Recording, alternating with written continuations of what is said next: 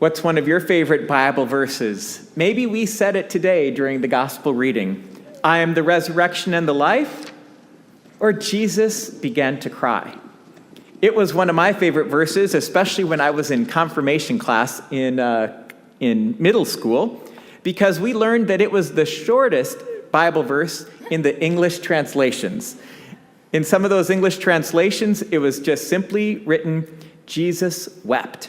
So it was the easiest one to memorize as well. But years later, I find out that it's not actually the shortest Bible verse in the original Greek. There's another one, Luke chapter 20, verse 30. If you want to look it up, it means "and the second," and it's only 11 letters long. But then you might want to know that the Bible didn't have verses in it until the 1500s. So what's the shortest Bible verse or not doesn't really matter. And I think, though, that the reason that we liked that verse so well when we were kids wasn't simply because it was short, but because it was profound. Jesus cries. As a young boy growing up in our society, I was taught, like many of the rest of you, that men don't cry. Leaders don't cry. And yet here was Jesus crying. It was counterintuitive and a word against all that I had been taught about what it meant to be a man and to be a leader in our society. Might and tears cannot go together, is what the world was telling me. And yet, as we know, power without love becomes tyrannical, whether it's in our families or within our nations. So Jesus crying was a new way for me to think about being human, being a man, and being a leader.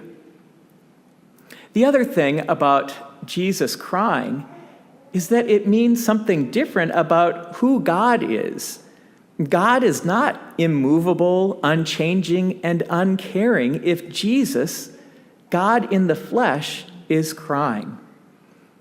So to think about Jesus' tears means that God is more than a mighty king enthroned high above our cares and concerns.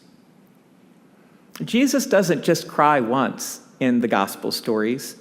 Jesus cries at least 3 times that are recorded.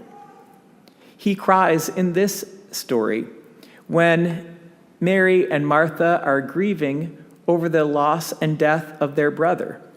And Jesus cries for them and with them, and because he also loves his friend Lazarus. Jesus cries when a brother or a sister suffers, and Jesus shares our personal grieving. A second time Jesus cries is when he comes into Jerusalem, and he's just outside Jerusalem overlooking the whole city. And he begins to cry and weep once again. He sees that the city has ignored and denied and rejects the things that bring life and freedom and peace. Jesus cries when he sees and critiques the systems of sin that captivate, imprison, and kill us and our neighbors. Thirdly, Jesus cries when he's in the garden before his own arrest and execution. At this moment, and as he goes into his passion, Jesus cries when he is deeply in communion with God and human suffering.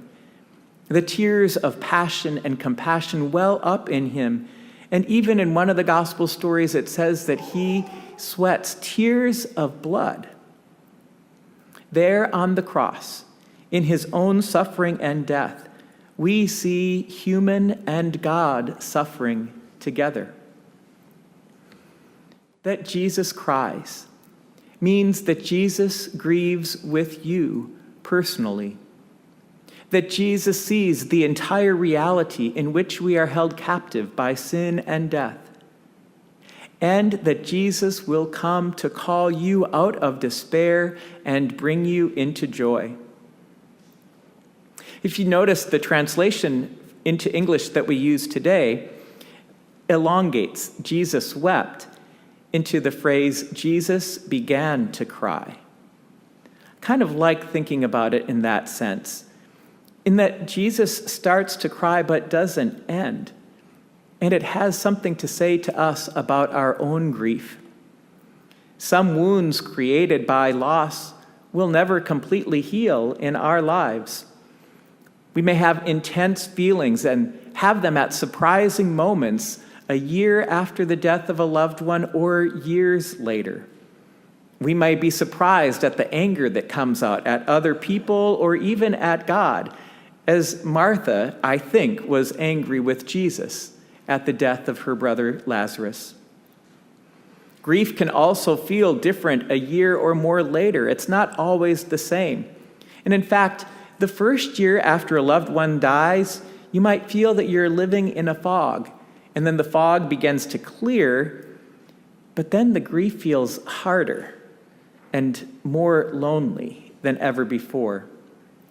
You may turn to numbing actions like drugs or alcohol or overeating or poor food habits or getting extra busy and becoming a workaholic or delving more and more into the internet and gaming and gambling.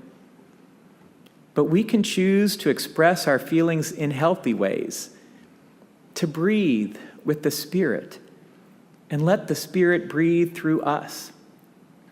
Instead of those unhealthy ways of grieving, you can turn to sports or to singing in a choir, to practicing the arts, and sharing rather than hoarding the abundance of God's life with others.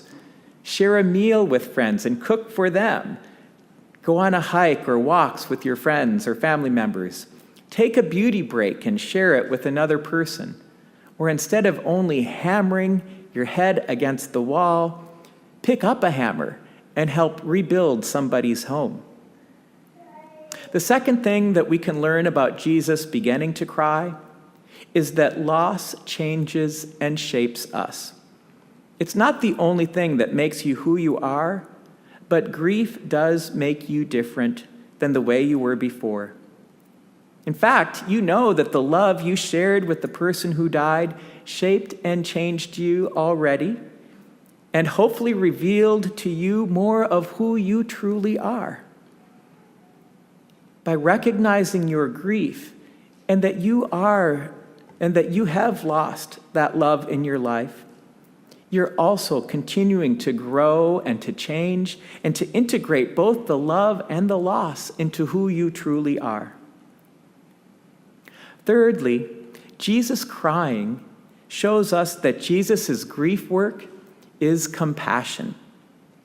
Jesus stands and moves with people who are victims of this present order of sin and death.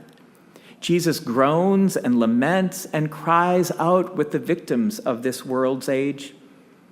Jesus listens to your anger and critiques the present order. Walter Brueggemann once wrote, "There is grief work to be done in the present that the future may come. There is mourning to be done for those who do not know the deathliness of their situation. There is mourning to be done with those who know pain and suffering and lack the power or the freedom to bring it to speech." Fourth, that Jesus cries shows us that grieving with Jesus is the compassionate journey to joy. Joy for you and for the entire world is Jesus' ultimate gift. Joy is the promise in which he invites you to abundant life now and for all.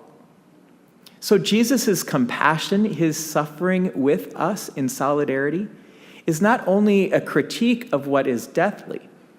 In Jesus' compassion is the power for transformation and abundant new life.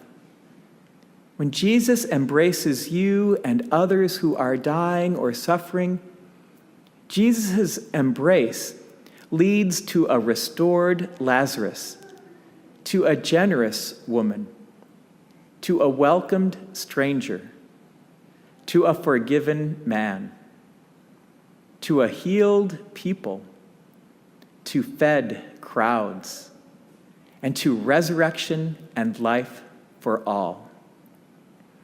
As Jesus called Lazarus forth from the tomb, so he calls us and sends us out from this place into the world with his love.